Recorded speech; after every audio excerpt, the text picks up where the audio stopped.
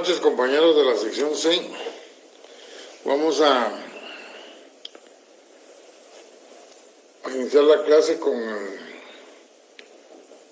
dando una información doctrinaria de lo que es el impuesto sobre la renta. Todos tenemos bien claro que el impuesto sobre la renta es un impuesto que grava las ganancias.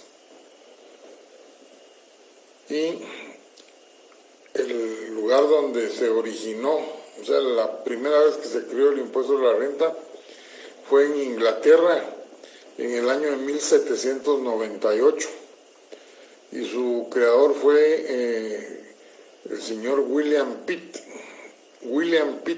P-I-T-T. ¿Por qué fue creado en aquella época de 1798 este impuesto? Pues por la necesidad de obtener recursos de los particulares para poder sufragar la guerra que estaba sosteniendo Inglaterra en contra de Francia. En la doctrina pues hay información de cuándo surge en cada país, pero eso lo vamos a omitir. Lo que nos interesa es dónde surgió por primera vez y cuándo surgió en Guatemala. En Guatemala fue creado mediante el decreto 1559, en el tiempo en que era presidente el señor José Miguel Idígoras Fuentes. José Miguel Idígoras Fuentes en el año de 1962. En la doctrina se dan a conocer tres formas de imposición, tres formas de gravar las ganancias, tres sistemas. El primer sistema es el denominado sistema indiciario. Este sistema lo que nos indica es que se va a establecer la renta, o sea, se van a establecer los ingresos mediante meras presunciones o indicios. O sea, no tiene nada, no importa que no tenga nada en concreto la administración, solo en base a indicios o presunciones se establece cuántas son las rentas que tiene una persona. El otro sistema es el cedular. Este sistema es totalmente diferente al anterior, puesto que lo que toma en cuenta es el origen de las rentas, las separa, para que entonces la imposición sea mucho más real. Y de esa manera pues separa las rentas del capital, las rentas del trabajo, por ejemplo. En el sistema global, este sistema grava todas las rentas y las coloca en un solo lugar, todas las rentas que pueda tener una persona, y entonces las trata a todas por igual, no hace distinciones en relación de capital, de trabajo, sino que todas por igual. Guatemala aplica el sistema cedular, y aplica el sistema cedular a partir claramente establecido en una forma no tácita sino concreta, con las nuevas disposiciones legales del impuesto sobre la renta contenida dentro de la ley de actualización tributaria. Recuerden ustedes que no tenemos ley del impuesto sobre la renta como lo tuvimos en años pasados. Lo que nosotros tenemos ahora es una ley de actualización tributaria donde está incluido en el primer título toda la normativa del impuesto sobre la renta. Hay otros títulos siguientes que se refieren a la primera matrícula, que modifican el impuesto a la primera matrícula, al Código Tributario, al IVA, entre otras. Honestamente, que me recuerde, todos los impuestos han sido creados en una ley totalmente independiente, a excepción de hace algunos años, cuando en la ley del presupuesto, la que aprueba el presupuesto, se incluyó la creación de un impuesto y además la modificación del monto a pagar de otro impuesto como fue el del cemento. Ambos casos fueron motivos de inconstitucionalidad y derogados de la ley que aprobaba el presupuesto del año siguiente. En este caso, entonces, no vamos a hablar de ley del impuesto de la renta, sino normativa del impuesto de la renta existente en la ley de actualización tributaria. ¿Qué tenemos en esta ley? Pues, primero, tenemos que saber cuáles son las clases de renta que existen, según la doctrina. Hay renta nacional y renta mundial. La renta nacional es la que se obtiene dentro de un mismo territorio. En el caso de Guatemala, todas las rentas que se originan única y exclusivamente en el territorio van a ser sujeto de gravamen. Y la renta mundial son todas las rentas que tienen las personas, no importa su residencia, su domicilio, su nacionalidad, sino que en el lugar donde están habitando, no importa dónde se originen esas rentas, deberá de pagar impuestos en el país al momento de recibirlas. Si yo tengo negocios en Chile, en Colombia, Venezuela, Costa Rica y Guatemala, pero todos me envían las ganancias aquí porque es donde yo estoy, donde tengo centralizado todo, pues esas rentas al ingresar aquí no van a pagar impuestos. ¿Por qué? Porque nuestra renta no es de la clase de renta que nosotros tenemos, no es mundial, sino nacional. Y con ello, pues, evitamos la doble tributación. ¿Quién paga el impuesto de la renta en Guatemala? Según el artículo 1, lo pagan las personas individuales, personas jurídicas, los extranjeros, los nacionales, los residentes, los entes o patrimonios que puedan existir. Y eso lo encuentran ustedes en el artículo 1. ¿Cuáles son las rentas según esta normativa?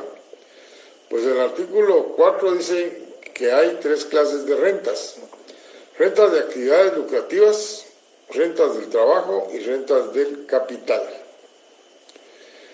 Eso está contenido en el artículo 4. Ahora bien, tenemos que las rentas, de estas rentas existentes surgen los distintos regímenes que se regulan en el impuesto, en esta normativa del impuesto sobre la renta. Y así encontramos que las rentas de actividades lucrativas se subdividen en 2. El régimen sobre las utilidades de actividades lucrativas, que está del artículo 18 al 42, regulado. Las rentas, el régimen opcional simplificado sobre ingresos de actividades lucrativas, que está del artículo 43 al 53. Las rentas al trabajo, del trabajo que están del artículo 68 al 82. Y las rentas de capital, que están en el artículo 83 hacia adelante. Vamos a ver exactamente del 83.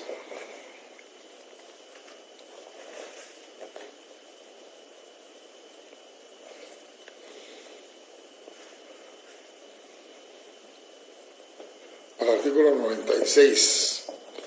Del 83 al 96. Bueno, ahí tienen ustedes los distintos regímenes. Y ahora voy a proceder a explicar generalidades de cada uno de estos regímenes. El primero, régimen sobre las utilidades de actividades lucrativas. En el artículo 20 establece qué es la renta bruta, o sea, el total de ingresos que tiene una persona. El beneficio que tiene este régimen es que a esas rentas brutas se le pueden restar todos los deducibles que establece el artículo 21. Desde luego, pueden aplicar todos dependiendo de la naturaleza de la actividad que se está desarrollando, según el artículo 21. Pero en el artículo 23 dice cuáles no se pueden deducir, o sea, qué gastos no se pueden deducir. o sea, los que no estén relacionados con la actividad normal, por ejemplo, de la entidad o de la industria, de la empresa, según el artículo 23. Lo que significa que a la renta bruta, o sea, el total de ingresos, se le pueden restar todos los deducibles que establece el artículo 21, o sea, los gastos, costos en que se incurren en el momento de la producción. Y al restar todos estos deducibles de la renta bruta, pues la diferencia es a la que se le denomina renta imponible. Sobre la renta imponible, o sea, el monto de la renta imponible, que es el elemento cuantitativo, en otras palabras, se aplica la tasa impositiva de este régimen, que es del 25%, según el artículo 36. Luego tenemos que el periodo de imposición es del 1 de enero al 31 de diciembre, o sea, es anual, según el artículo 37. Es anual, pero tienen la obligación los que están en este régimen de hacer pagos trimestrales, según el artículo 38. Y esos pagos trimestrales los tienen que hacer dentro de los 10 días siguientes al finalizar cada trimestre. La presentación de la declaración es una declaración jurada también anual, la que debe presentarse dentro de los 3 meses siguientes al finalizar el año, y ahí lo que se hace es una consolidación de todos los ingresos de todo el año, todos los gastos deducibles de todo el año, no incluir los que establece el artículo 23, y establecer la renta imponible una vez que se restan los deducibles, la renta imponible de todo el ejercicio fiscal. A esa renta imponible es a la que se le va a aplicar el 25%. Al resultado de ese 25% se le restan los pagos trimestrales, y entonces al restarlo ya va a quedar el monto del impuesto a pagar. Los pagos trimestrales les señalé que están en el artículo 38. Además tiene otras obligaciones accesorias en el artículo 42. Les menciono dos. Se han dado cuenta que muchas facturas que nos entregan tienen un impreso sujeto a pagos trimestrales. Es porque está dentro del régimen sobre las utilidades de actividades lucrativas. Pero además, estos contribuyentes tienen la obligación de llevar contabilidad completa. Se recuerdan que estudiaron básicos en tercer año, recibieron un curso de contabilidad y les enseñaron los libros que tiene que llevar una empresa. Y son los referentes a el diario, inventario, caja, compras, ventas. Y yo sé que ya crearon unos 2 o 3 más, pero no me recuerdo los nombres. Pero es una contabilidad completa y la tiene que llevar un contador, ¿verdad? O un contador público y auditor. Bien, esto es lo referente a este régimen. Luego tenemos el régimen opcional simplificado sobre ingresos de actividades lucrativas. Era el que yo les decía en clases pasadas, que es el régimen que tienen que inscribirse ustedes, no el régimen de contribuyentes especiales. ¿Por qué en este régimen? Porque nuestra actividad no tiene costos de producción. Los gastos que hacemos en nuestra oficina son mínimos, a no ser las grandes corporaciones de abogados. Ellos sí tienen muchos gastos que están incluidos dentro de los deducibles. Sus ingresos son altos y entonces sí pueden estar dentro del otro régimen que acabamos de señalar. Pero en el caso de la mayoría de profesionales que no tienen mayores costos, pues está dentro del régimen, se inscribe en el RTU en el régimen simplificado, opcional simplificado. ¿Y qué es lo que se graban aquí? Pues los servicios. ¿Y cómo se demuestran los servicios? Con las facturas. Y además, la tasa impositiva no es del 25%, sino que paga un 5% hasta 30,000, según el artículo 44. Y si pasa de 30,000, pues paga ya un 7% sobre ese excedente. Ya lo vamos a ver con unos casos prácticos que les voy a poner. Está sujeto a retenciones. Esas retenciones valen dinero y el impuesto se debe pagar finalizado el mes. Tienen 10 días del mes siguiente para el pago del impuesto. Se debe presentar una declaración jurada mensual, o sea, ese es el formulario, es una declaración jurada, según el artículo 49. Supónganse ustedes que están en el régimen simplificado y han tenido la oportunidad de crecer durante este año, y entonces ya tienen muchos costos, muchos gastos. Ya no les es rentable estar dentro del régimen simplificado y se quieren cambiar. Está bien, se pueden cambiar, pero no se pueden cambiar en cualquier fecha. Para hacer un cambio de régimen, únicamente se puede hacer en el mes de diciembre, para empezar en enero con el nuevo régimen, según el artículo 51. Según el artículo 51. Luego tenemos las rentas, el otro régimen que es las rentas del trabajo, en relación de dependencia. Esto no es más que todos los trabajadores de la iniciativa privada o del Estado, todos los que estamos en relación de dependencia.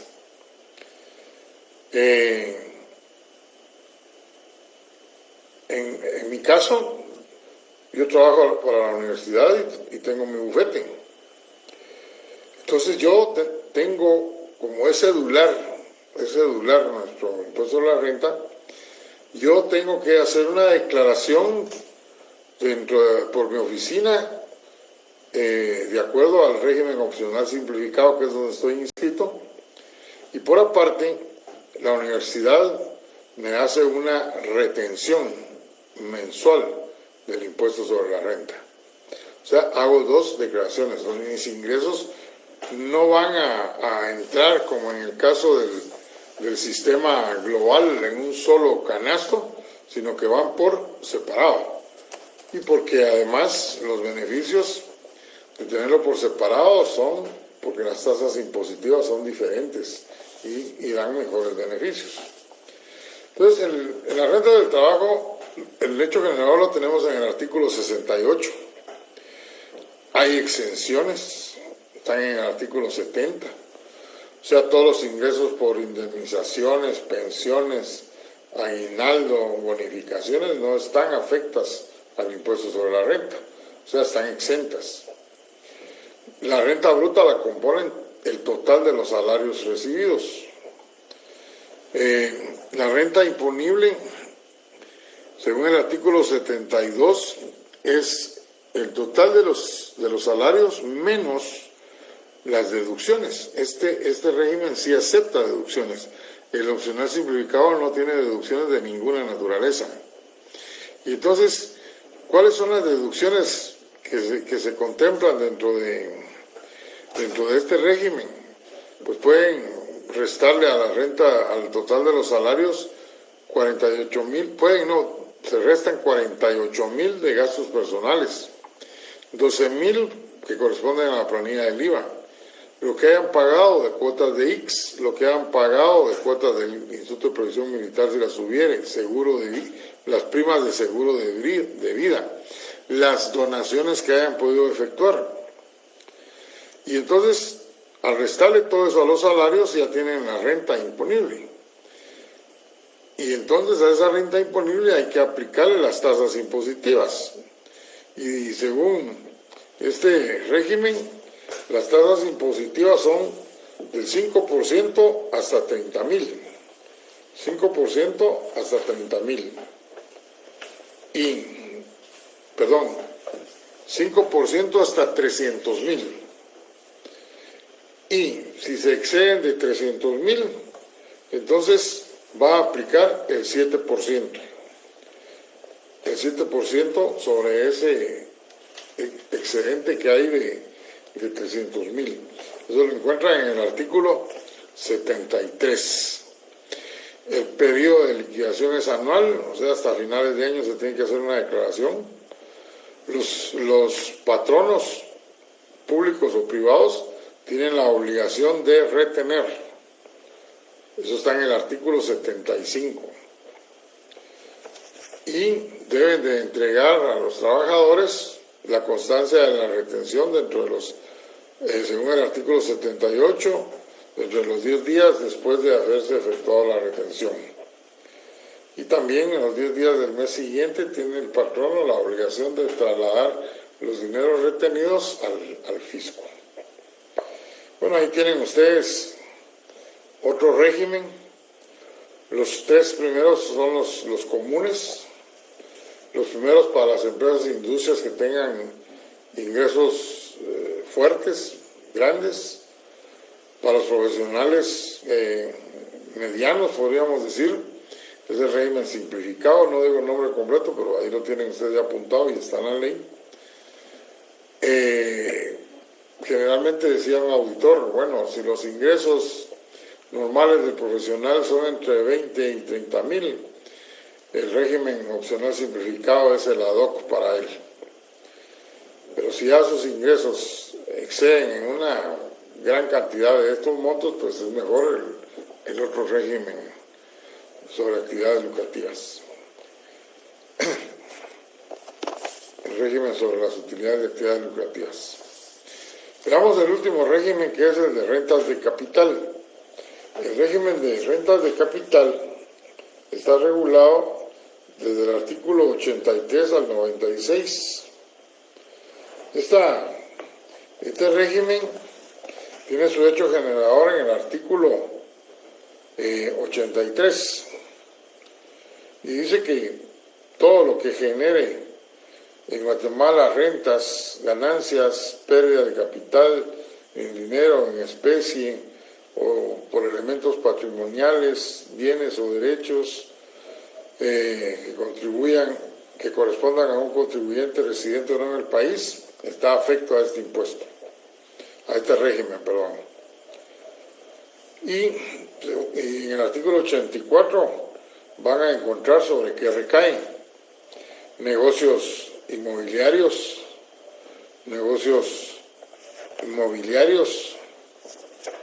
ganancias de capital, dividendo, utilidades.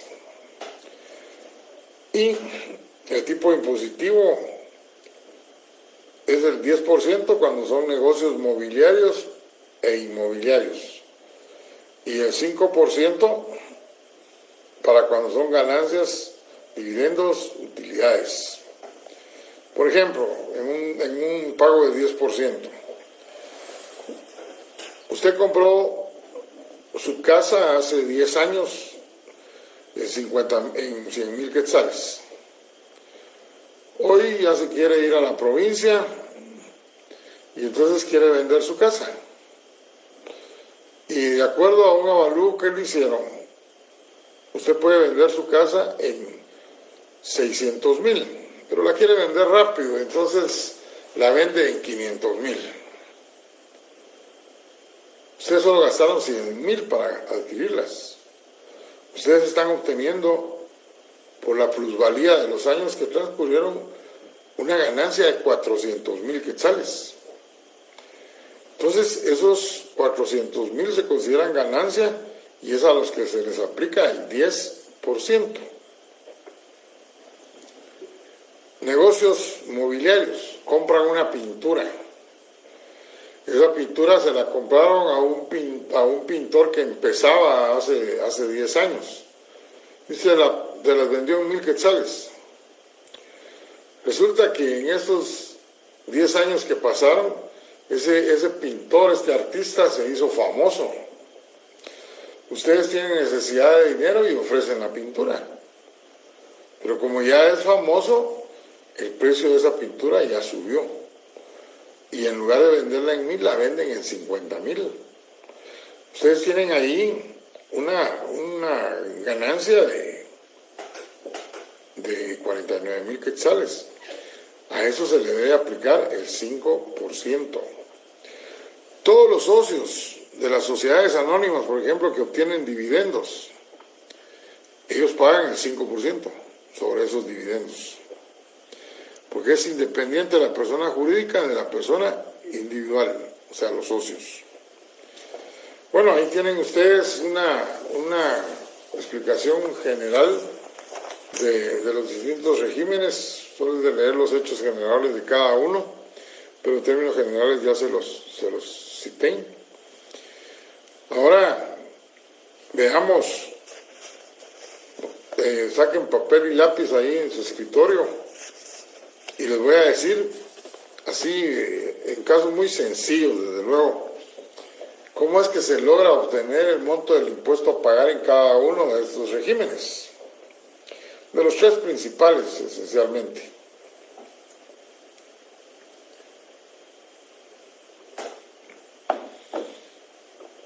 Bueno, tenemos un contribuyente que está dentro del régimen sobre las utilidades de actividades lucrativas.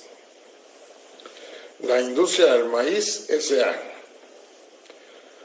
Tuvo rentas brutas el año pasado por 110,000, o sea, ingresos por 110,000 quetzales.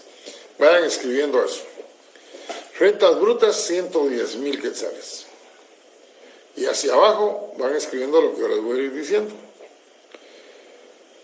Paga salarios a 4 personas por 20,000 quetzales. Servicios legales, o sea, auténticas actas notariales, nombramientos que le pagan a los notarios, servicios notariales o legales, 25,000 quetzales.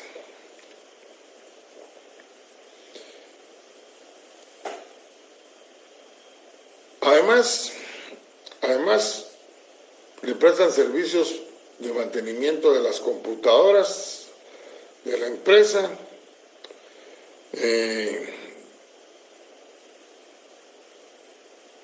o cuando se descomponen, etcétera. Por eso ha gastado 25,000 quetzales. Todo demostrable con facturas.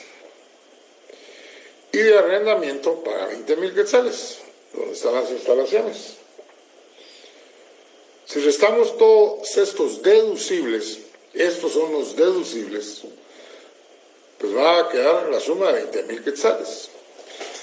Y les digo, puse solo estos deducibles, pero si ustedes leen todos los deducibles que puede incluir una empresa, pues hay varios, y depende de la clase de actividad, así es como aplican cada uno de ellos. Aquí como es un ejemplo, entonces nos quedan 20,000. Esos 20,000 es a los que se le llama renta imponible. O sea, a la par de los 20,000 pongan renta imponible. Esos 20,000 abajo lo multiplican por 25%. A ese 25% le ponen tasa impositiva. Al multiplicar 25% por 20,000, les da como resultado 5,000 quetzales. Ese es el impuesto a pagar. 5,000 quetzales. Impuesto a pagar. Pero, como en este régimen hay que hacer pagos trimestrales, entonces a esos 5,000 quetzales le van a restar el monto de las 3 declaraciones trimestrales, que suman 4,500, de acuerdo a la proyección que hicieron al iniciar el año. Entonces a los 5,000, que fue el impuesto que determinaron, le restan los pagos trimestrales que dice el artículo 38, y al restárselos queda un saldo de 500 quetzales. Ese ya es el monto a pagar del impuesto. Así es como se determina. Desde luego, las grandes empresas son hojas de hojas para poder llegar a lo que yo aquí apenas en unas 10 líneas les expliqué. Pero es solo para que tengan una idea de cómo es que funciona eso de los deducibles. A la renta bruta se le restan, la diferencia se le llama base imponible, a eso se le aplica la tasa impositiva y ese es el monto del impuesto a pagar. Pero como hay pagos trimestrales, se resta lo que pagaron y la diferencia ya solo son 500, que es lo que realmente hay que pagar. Veamos ahora dos ejemplos de lo que sería un régimen alguien que esté inscrito en un régimen simplificado. Bueno, sigamos con el papel y lápiz.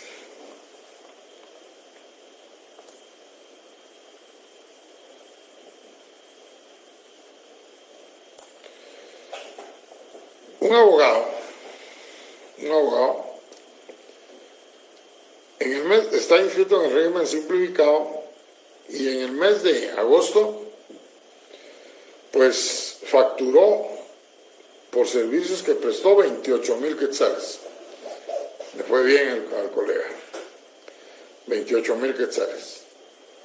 Pero esas facturas ya han incorporado el IVA. Y entonces hay que obtener la cifra de los impuestos de los honorarios netos. ¿Cómo le eliminamos el IVA al total de las facturas? Esos 28,000, pues lo dividimos entre 1.12.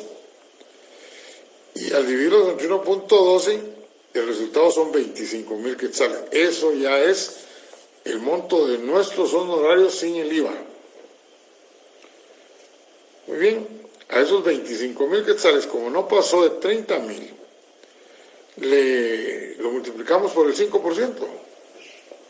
Y el resultado del impuesto a pagar son 1,250. Pero uno de nuestros clientes nos retuvo.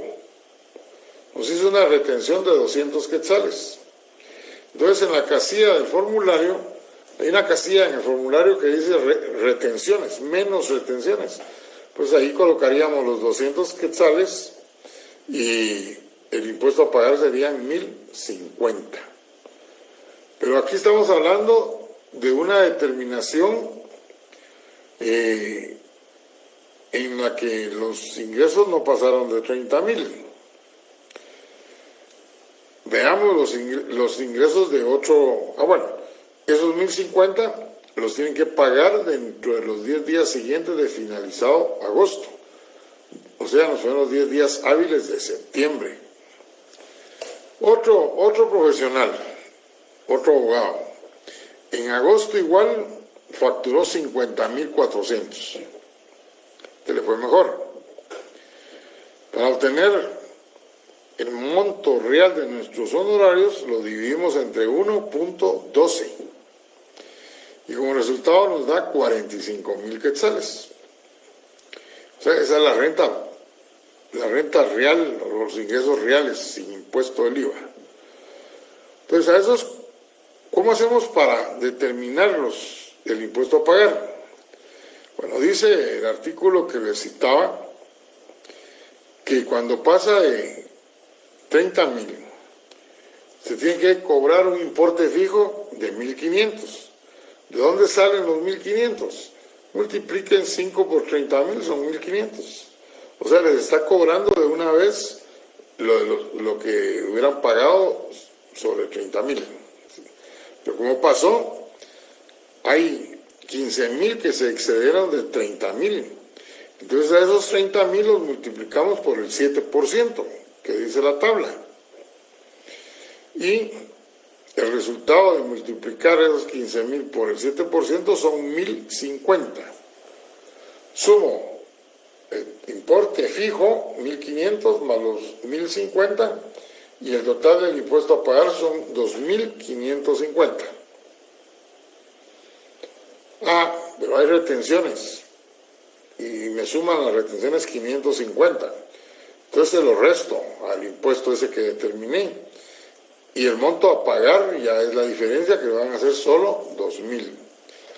¿Se acuerdan que les dije que ese comprobante de retención es dinero en efectivo para nosotros? Y es porque cuando ustedes en la declaración pusieron en el primer caso 200 y en esta otra 550, y les hacen una auditoría, el fiscalizador va a tomar la declaración, va a contar las facturas y va a establecer si está bien el monto que ustedes pusieron inicialmente. En este caso, en el primer caso 25,000 y en el otro 45,000, está bien. Y hace sus cálculos y le da como impuesto a pagar 2,550 en el segundo caso. Pero lee retenciones. Y entonces busca detrás del formulario, de la declaración, y no hay ninguna retención, o sea, ningún documento que compruebe la retención. Y les va a preguntar, bueno, esta retención, ¿cómo la justifica? Esto es por los servicios que le presté a tal empresa. Sí, pero ¿cómo la justifica? ¿Cuál es la prueba? Empiezan ustedes a buscar y resulta que no está. No, de plano no me la entregaron, no me las entregaron. Bueno, pues entonces le voy a tener que hacer una reliquidación y va a tener que pagar esos 550, más los intereses, más la multa, porque es un impuesto omitido. O sea, lo toman como que si uno se inventó la retención y entonces no determinó bien el impuesto y habían 550 quetzales más que pagar y no los pagó. Entonces la multa de ese impuesto es el 100% del impuesto omitido más los intereses desde la fecha en que debió haberlos pagado. ¿Me creen ahora que es dinero en efectivo esto de las retenciones? Cuando estén en el ejercicio de la profesión tienen que exigirle a su cliente que si les hace una retención se las entregue. Caso contrario, sus problemas no van a ser dentro de 10 días que sea, no puede pasar 1 año, 3 años. Acuérdense que el periodo de prescripción es de 4 años. Y por último,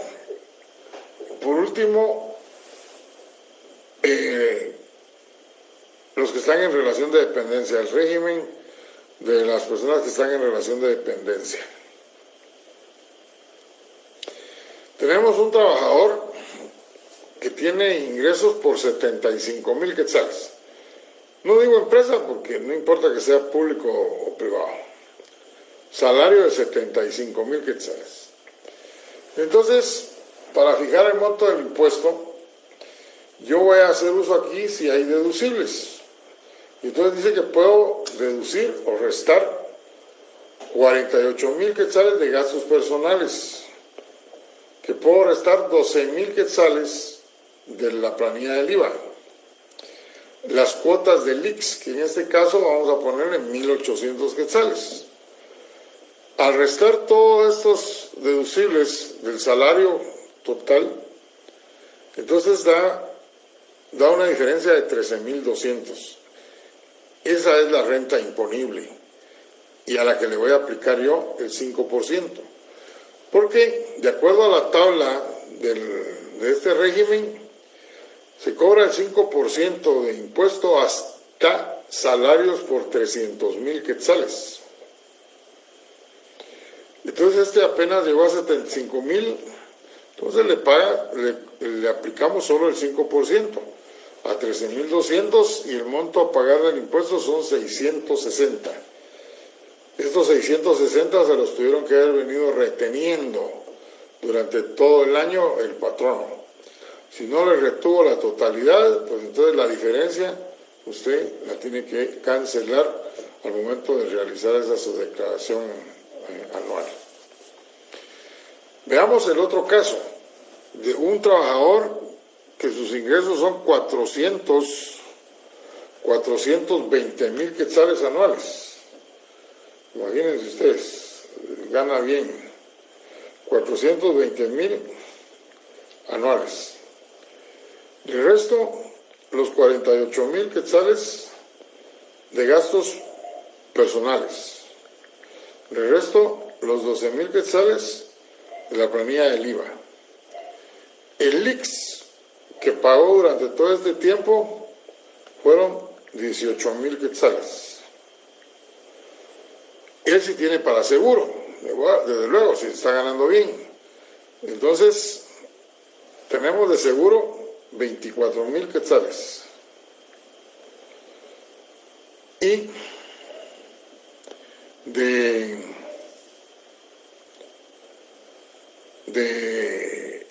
donaciones que hizo, pues le vamos a restar 1,000 y nos quedó una renta imponible de 317,000. O sea, pasó de los 300,000. Entonces, ¿cómo determino yo el monto del impuesto?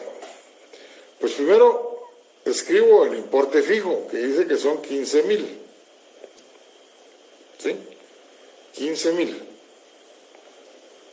¿Por qué? Porque si ustedes multiplican el 5% por 300,000, son 15,000 quetzales. Y como se excedió en 17,000 de los 300,000, a esos 17,000 los multiplico por el 7% y el resultado son 1,190. ¿Cuánto suma el importe fijo y el resultado del excedente? 1,190, 16,190.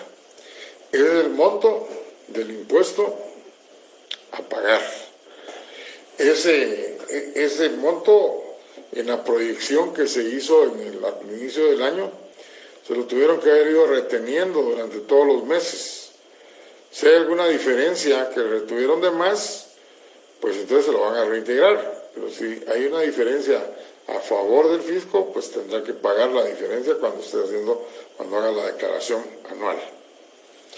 Bueno, ahí tienen ejemplos de cómo funciona o cómo se determina este impuesto. Bueno, los comerciales. Nuestro examen es el próximo miércoles. No, perdón, todavía no. No hemos resuelto el laboratorio. Vamos a resolver el laboratorio y después los comerciales. En el caso número, saquen su laboratorio. Si no les dio tiempo de contestarlo, entonces solo en una hoja aparte pongan las respuestas y contéstenlo por su cuenta y luego chequeen las respuestas que yo les di para ver si lo contestaron correctamente. Bueno, en el primer caso, es lo que les estaba explicando. ¿Cuánto pagó de ISR en julio? Sobre la base de 45,000, de 8,600 quetzales, que fue lo que facturó, ya sin el IVA. Entonces, sin el IVA, multiplico los 8,600 por el 5%. Todas las cantidades que yo les dé en el examen ya son netas, no llevan IVA, son netas. 8,600 por 5, 430 quetzales. Pero como en el mes de agosto fueron 45,000, lo que les dije, ¿verdad? El importe fijo 1,500 y calculo el 7% sobre los otros 15,000, lo sumo y me da 2,550. ¿Cuál es el plazo para pagar sin multas? Dentro de los 10 días siguientes de finalizado el mes, dentro del plazo de 10 días siguientes de finalizado el mes. ¿Cuál es la base legal? Artículo 4, numeral 1, 10, numeral 7, 44, 49. En el caso número 2, un trabajador en relación de dependencia, le preguntan a qué régimen está afecto, trabaja en la USAC y en Linguat, y dice que en relación de dependencia. Si yo les hubiera puesto en lugar de relación de dependencia devenga un salario, ustedes ya saben que el salario solo es cuando hay relación de dependencia. Eso sería el tip para saber cuál es el régimen a aplicar. Entonces le preguntan a qué régimen está afecto. Ya se lo había puesto en la pregunta. En el caso, rentas, está en relación de dependencia, rentas del trabajo, en relación de dependencia. Pero si no lo hubiera dicho, tendría que haber puesto y devenga un salario de tanto, ¿verdad? Entonces, según el artículo 68, ¿cuál es el periodo de liquidación? Es anual, del 1 de enero al 31 de diciembre. Artículo 74, 74. ¿Deben de retener ISR desde luego los patronos? Sí. Artículo 75. ¿Cuánto tiempo tiene el patrono? No, en su caso, ¿cuánto retiene cada uno de los patronos? Ahí se fue la palabra retener. En su caso, ¿cuánto retiene cada uno de los patronos? Pues él debe de retener el que más paga el salario. Y a los otros patronos solo les notifica que él es el que está reteniendo. Artículo 77. 77. ¿Cuánto tiempo tiene el patrono para reintegrar lo que retiene? Pues, como mensualmente les retiene, solo tiene el plazo de 10 días una vez finalizado el mes. Una vez finalizado el mes tiene 10 días para reintegrar. Esto en el artículo 80. Entonces les dije en el orden de las literales 68, 74, 75, 77 y 80. Si se dan cuenta, cada una de las respuestas tiene un artículo. Los casos que yo les planteo, todos tienen, en base a lo que les pregunto, un artículo específico. El cajonero es la tasa impositiva. En el caso número 3, les hacen un ajuste porque los salarios que pagaron a 5 trabajadores no están inscritos en la planilla del IX. Y como deben de estar inscritos en la planilla del IX esos trabajadores, sí es correcto el ajuste, según el artículo 22, numeral 3.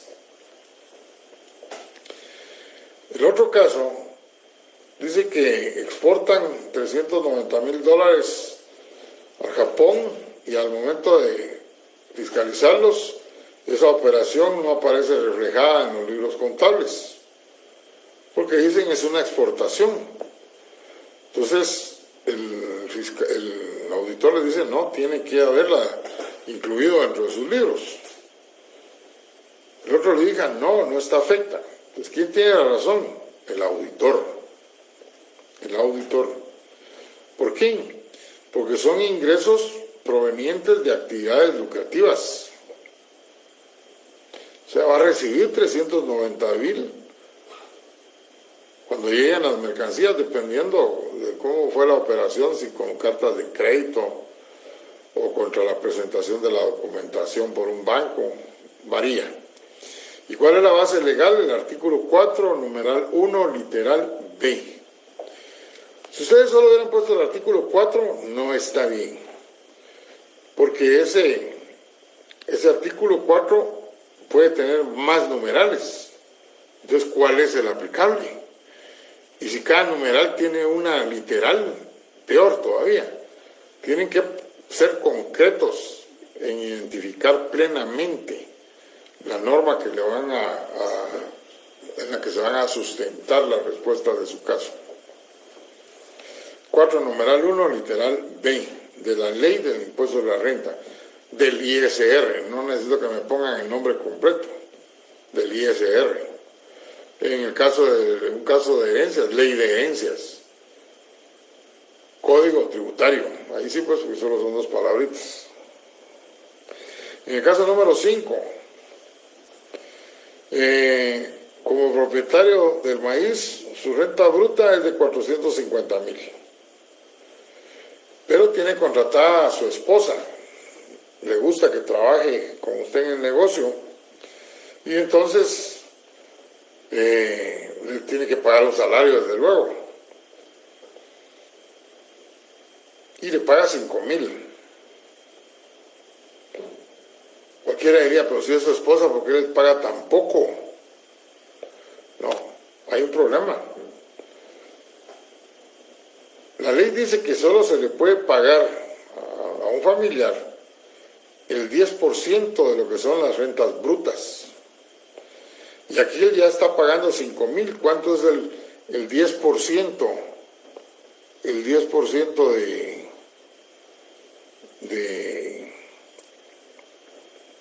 450,000. Son 45,000 quetzales. Y los sueldos, 5,000 mensuales por 12 meses, son 60,000 quetzales. Se excedió ya en 15,000 quetzales. Entonces, no acepta el fiscalizador el deducible. O sea, ¿quién tiene la razón? La SAT. ¿Por qué? Porque pasa del 10% de la renta bruta, que es 45,000. El sueldo anual suma 60,000. La renta bruta de 450,000, no, el 10% de la renta bruta son 45,000. La base legal la encuentran en el artículo 21, numeral 4. Lean completo. También en el caso número 4, si no lo tienen así es porque no lo leyeron completo. Y por último, gana usted 8,000 en la universidad, se graduó de auditor, pero le gusta mucho la cuestión tributaria, por el curso que recibió desde luego, y entonces lo mandan a México a recibir un curso, y le dan 18,000 quetzales para todos sus gastos. Pero el auditor interno le dice que tiene que pagar ISR, pues no probó los gastos, no comprobó los gastos con facturas. Y entonces la pregunta es, ¿afecta esta clase de gastos al ISR? No. ¿Tiene razón el auditor interno? No. ¿Por qué? Porque no es con factura que se prueba esta clase de gastos cuando son al extranjero. Si hubiera sido nacional, sí son facturas. Un curso de derecho tributario en Quetzaltenango y le dan tanto dinero para que esté exento de cualquier impuesto, tiene que comprobarlo con facturas. Pero como este es un caso en el extranjero, entonces no es con facturas que se prueba, sino con constancias de la salida y regreso del país y copia de los boletos del medio con que viajó, por avión, por tren, no en Guatemala, por avión, por bus, por barco. Tendría que demostrarlo para que realmente esté exento, según el artículo 70, numeral 4. Los que no contestaron en el laboratorio, pues ahí tienen las respuestas, contéstenlo, todavía tienen el fin de semana para hacerlo. Y si ya lo contestaron y están malas, pues siéntense mañana a leer los artículos a leer el caso y buscan los artículos que yo les señalé y se van a dar cuenta que eso es lo correcto. Bueno, ahora sí los comerciales. El examen que vamos a evaluar, el segundo parcial, el miércoles de la semana entrante, la doctrina se refiere a la determinación tributaria, ya les mandé el material, modos de extinción de la obligación tributaria, ya les mandé material. No hay material de las exenciones ni del ilícito tributario. 4 temas.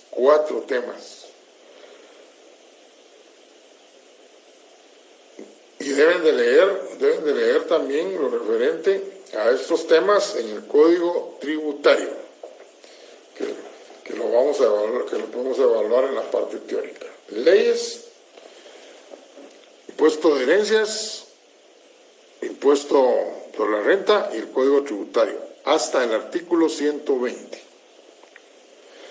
Los resultados los van a tener el día de mañana. Voy a publicar el reporte que me dio Classroom, ya calificando. Ahí está su número de carnet, su nombre y el punteo. Lo único es que el sistema, no sé por qué, me incluyó a todos en la sección D, pero ese no es problema. Ustedes hagan caso omiso de eso, busquen su nombre, porque están conforme los fueron entregando, no están en orden. No tengo otra forma de reportárselos. Hacer un listado sería muy difícil, entonces mejor ustedes se buscan ahí en esos listados, y por aparte voy a publicar otros 2 listados ahí sí por sección, donde reporto el monto de su punteo y su carnet. Suman lo de la teoría y suman lo de la parte práctica y ese es su resultado. Cuando estén los listados oficiales, eso es lo que yo voy a reportar. Bueno, ahora, les quiero contar. ¿Se acuerdan que les dije el lunes que tenía algo que contarles? Estoy sorprendido, como no tienen idea. Y lo digo porque yo les he explicado a ustedes y ejemplifico para que capten esas situaciones. Cuando hablábamos de la analogía, por ejemplo, yo les decía, no se pueden mezclar las leyes. O es timbre o es IVA. Por ejemplo, cuando hablábamos del plazo, que en el IVA dice que debo pagar en 15 días y en el timbre dice que debo pagar cuando se emita el testimonio. Pues en los casos que puse de compraventas, vienen los compañeros, una gran mayoría, y eso es lo que más me sorprende, una gran mayoría. Donde debieron de haber puesto IVA, contestaron con el timbre, y donde debieron de haber puesto timbre, contestaron con el IVA. Y lo peor es que otro gran grupo, en cada caso, contestó con las dos leyes, citando artículos de las dos leyes. Pude establecer, yo les he dicho que yo siempre califico, pude establecer que ustedes tienen compañeros que les dicen las respuestas, pero no se las dicen bien. Y les voy a decir cómo es que lo logro yo establecer. Para que vean que yo estoy consciente de que pueden trabajar en equipo, si no tengo ningún mecanismo para evitarlo. El que está dirigiendo o los que están dirigiendo les dicen a los que solo están esperando la respuesta: sí, correcto. 78,000, correcto. Pero debieron de haber puesto la ley del impuesto del timbre fiscal. Pero ahí les dictaron los artículos de la ley del IVA y con la ley del IVA. ¿Cómo es posible que la literal esté correcta, la literal B esté correcta, pero la cita legal es totalmente distinta? Al buscar yo esos artículos en la otra ley, pues dicen totalmente otra cosa. No me han dejado más que la única situación de ponerse las malas. Yo les dije, ¿se recuerdan que les dije? Vaya, trabajan en equipo, pero revisen que lo que les están diciendo sea lo correcto. Otro caso. ¿Qué estoy evaluando? La ley del timbre, la ley del IVA, la ley del UCI.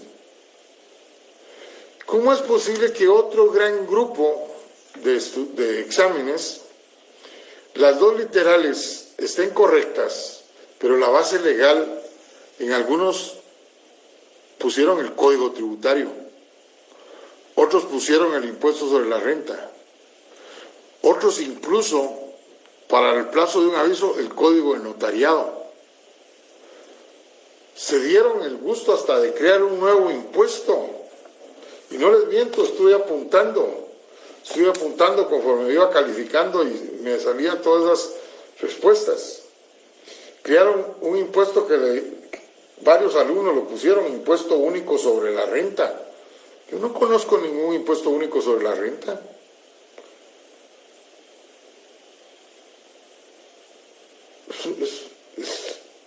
Es una mentira, eso no existe.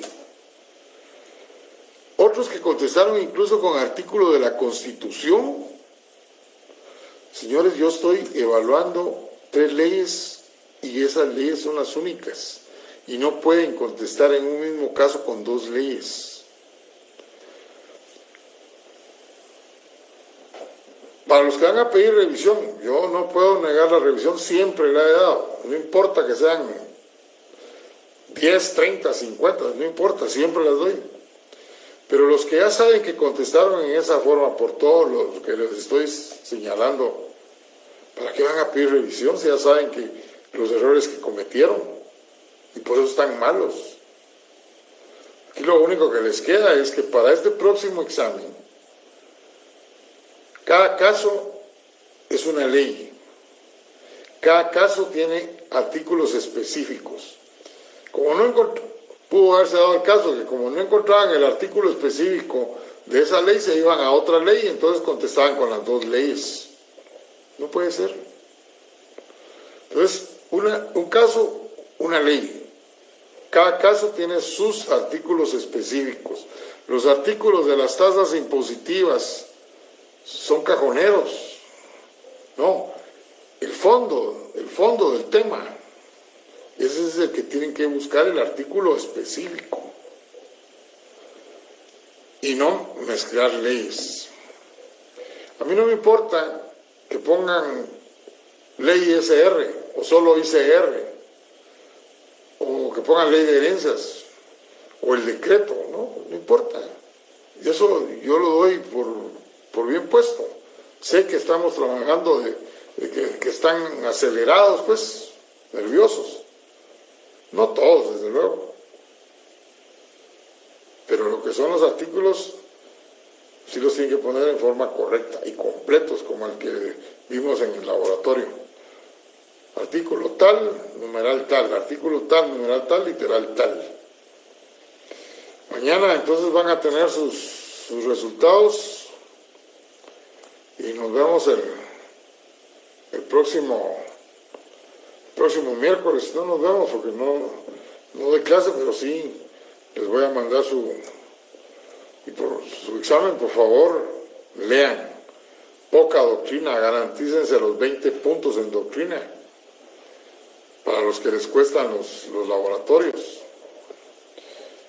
Y como siempre, hay buenos resultados, hay regulares resultados y malos resultados. Que tengan ustedes muy buena noche. Nos vemos el próximo miércoles.